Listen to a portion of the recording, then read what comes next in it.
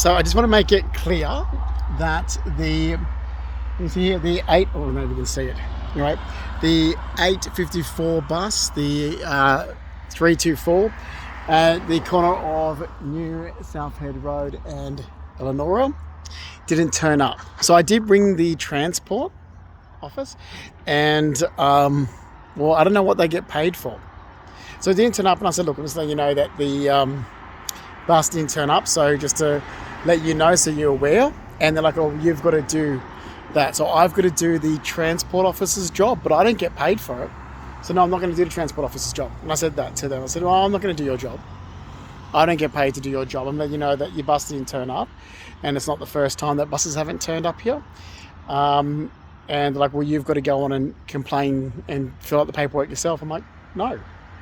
What do you get paid for? This is your job. This is the transport. So it's like, no, so the bus didn't turn up, and it's not the first time buses haven't turned up in Sydney. So our Sydney transport's just non-existent. Public transport in Sydney is non-existent, and here's the reason why: is that the people that are the immigrants.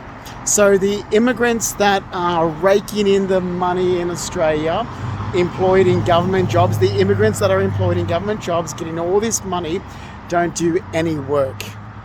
Okay, well, what do you expect when?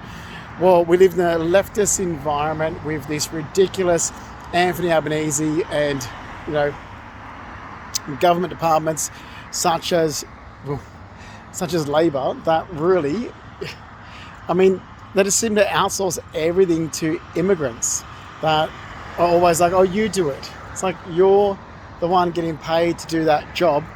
You do it. You're the one getting paid. So you let them know that the buses, they don't take any initiative. They don't take it down that the bus didn't turn up. They never do. But this is what happens when you live in a country that, well, behaves in this way, and all the jobs go to immigrants. Be great once Anthony Albanese is finally out and the country's back to normal. What we need in this country is somebody like John Howard that's going to fix Australia's problem. And immigration and immigrants in Australia is one of the problem. It's not being racist. It's just saying they sit on these great jobs when they come into the country. You don't get that in any other country. You don't get that in America unless you're an illegal immigrant in America. So if you're an illegal immigrant in the US, you'll get a great job. But if you're a immigrant that went through the process the right way, you're gonna be treated like shit. Trust me, I know. I lived in America. All right. So yeah. But I went through the process, and that was some wrong information after I made an entry years ago.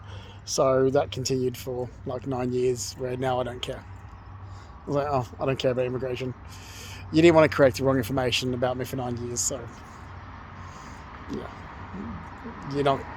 That's what you get from me as a person. Oh, I got harassed by government departments, don't worry. Ridiculous. Anyway, again, so yeah. As you can see, the 2054 324 bus didn't show.